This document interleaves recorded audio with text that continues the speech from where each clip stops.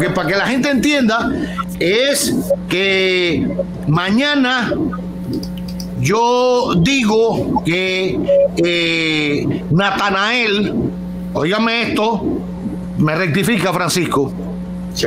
Natanael, que es el que opera aquí, el muchacho que tiene novio en su casa, Natanael, que es funcionario público de un nivel, bueno, pues tiene un dinero que no hay manera de justificar.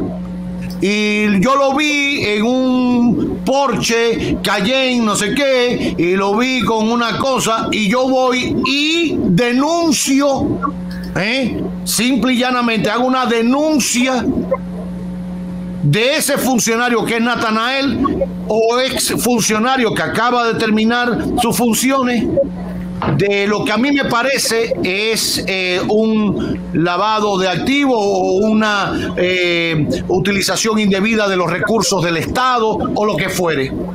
Pues hizo facto, sin mediar un juicio, una audiencia, ni llamar a Natanael, van a casa de Natanael, se cogen el vehículo, los tenis que se compró, todo lo que tiene, hasta el apartamento donde está viviendo con la niña, lo sacan para la acera y se incautan eso.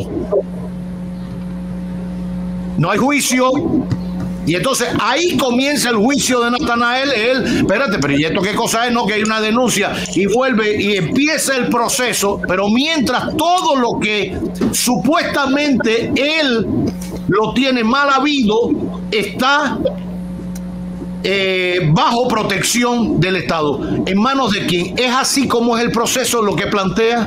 Sí, porque hay una serie, y eso están los dos proyectos de ley, hay una serie de medidas cautelares de resguardo de bienes presuntamente ilícitos que desborda también el espectro punitivo del Estado, porque tú no estás, como ya hemos visto, juzgando a la persona por algo que hizo, sino juzgando los bienes, entre comillas, porque ellos entienden que tú no tienes cómo justificarlo. Entonces, el problema de esas medidas cautelares es, le voy a poner el ejemplo quizás más ilustrativo.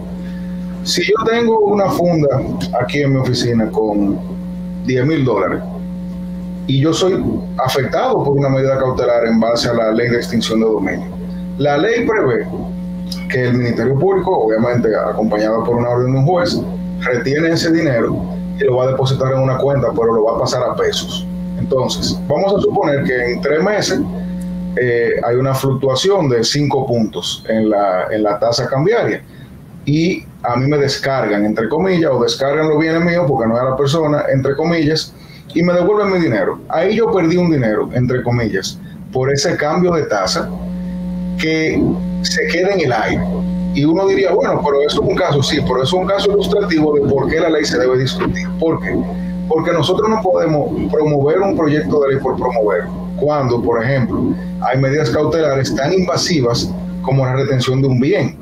Como tú decías, Roberto, si tú, por ejemplo, tú estás en tu casa sentado y de repente vienen con un proceso de ese tipo, ellos tienen meses investigando y a ti te piden en días que te defiendas de algo que ya una institución tan poderosa como el Ministerio Público ya avanzó. Entonces, por eso es que yo pienso que el tema de la denuncia es gravísimo, porque no hay un régimen de consecuencias para el denunciante, más que el del derecho común. O sea, si yo, por ejemplo, lo denuncio a usted y eventualmente se demuestra que yo hice esa denuncia de manera malintencionada y usted puede probar, usted pudiera ir a los tribunales civiles para en 4 o 5 años conseguir una sentencia en mi contra. Pero eso no es efectividad al momento de garantizar el debido proceso, cuando ya tú tienes a una persona que ya le invadieron su intimidad, que ya lo desnudaron desde el punto de vista de la investigación, que además le retuvieron bienes que, aunque se lo devuelvan, van a ser incluso afectados por algún tipo de deterioro. Un elemento, por ejemplo, muy importante que usted mencionaba, el de la prescripción, porque que sea retroactiva no es un cheque en blanco, pero entonces sí querían que fuera un cheque en blanco, porque querían también hacerlo, entre comillas, que sea imprescriptible.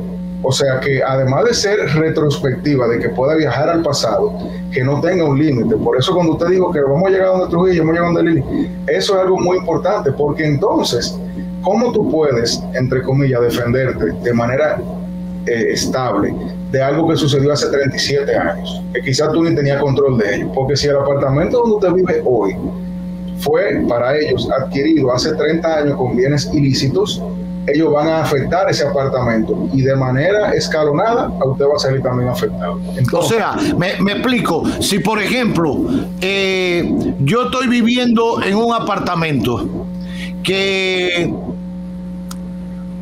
lo compró o de alguna manera lo obtuvo mi abuelo en la dictadura de Trujillo, y supuestamente fue con unos dineros raros, Trujillo, no sé qué. Si se aplica la retroactividad y un cheque en blanco, o sea, ilimitada, de este apartamento que se adquirió por mi familia, por mi abuelo o mi bisabuelo, que yo ni conocí, en la década del 50, alguien puede decir, no, es fruto del dinero mal habido, de su momento, de no sé qué, la dictadura, la vaina, la sangre, lo que fuere, y pueden abrir un proceso y quitarme este apartamento que lo compró mi bisabuelo, que yo no conocí y que no tengo nada que ver con esa historia pasada. ¿Es así? Sí, porque aunque el proyecto de ley tiende a proteger, o bueno, en apariencia, a los terceros adquirientes de buena fe, lamentablemente cuando uno lo estudia con punto y coma, uno se da cuenta que de manera difuminada en todo el proyecto de ley hay elementos que, aunque tú digas en un artículo se protege el tercero adquiriente de buena fe, hay muchos otros elementos que lamentablemente permitirían a un juez evaluar esa buena fe. Y le pongo un ejemplo. Lástima que no tengo el proyecto a mano ahora mismo, pero hay un artículo que habla de cuáles son las obligaciones de ese comprador de buena fe. Y yo le pongo un ejemplo. Si usted no vende su apartamento, yo tengo que verificar dos cosas: que no tenga carga y gravamen y que no tenga una oposición a traspaso. La tercera es que usted me pague de manera bancarizada. Usted me transfiere el dinero y ya.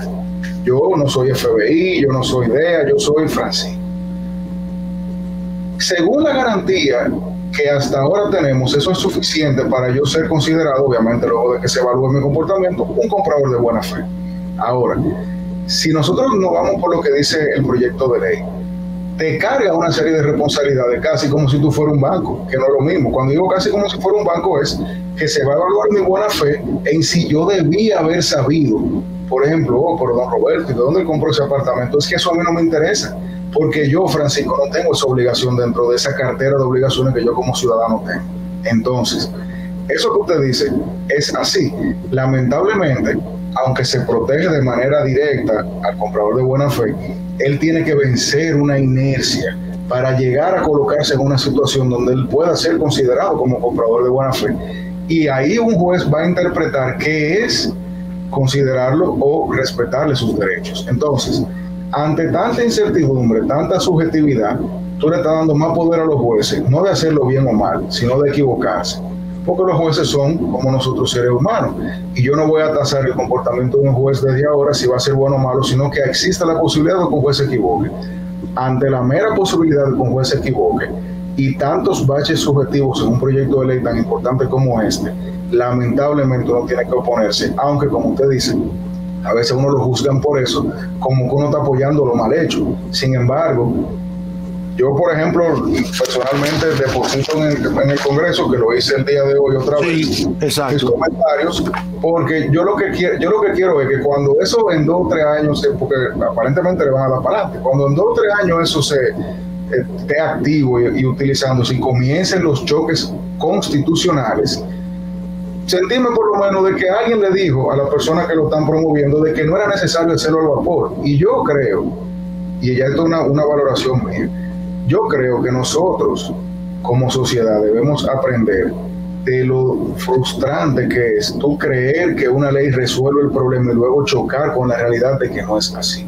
Claro. Porque eso no solamente se lleva de encuentro la seguridad jurídica, sino que el pueblo se siente afectado. Y yo creo... Se siente engañado, abusado, timado y pierde todavía más confianza en la justicia. Y ese es el famoso, nosotros tenemos el populismo penal, pero hemos discutido muchas veces, por el populismo legislativo. O sea, la ley se vende como que es la panacea ante la corrupción, que cuando eso se promueva, se resolvió el problema y que sin eso no hay forma de solucionarlo. Entonces, cuando promueva la ley y eso va a un tribunal constitucional, el tribunal constitucional va a tener que hacer su trabajo, que es decir, oye, que hay un choque, o va a tener que hacer lo que no se debe hacer, que es ignorarlo y buscar un bajadero. Pero aún buscándole un bajadero, cada vez que suba a un tribunal se pueden deducir inconstitucionalidades difusas.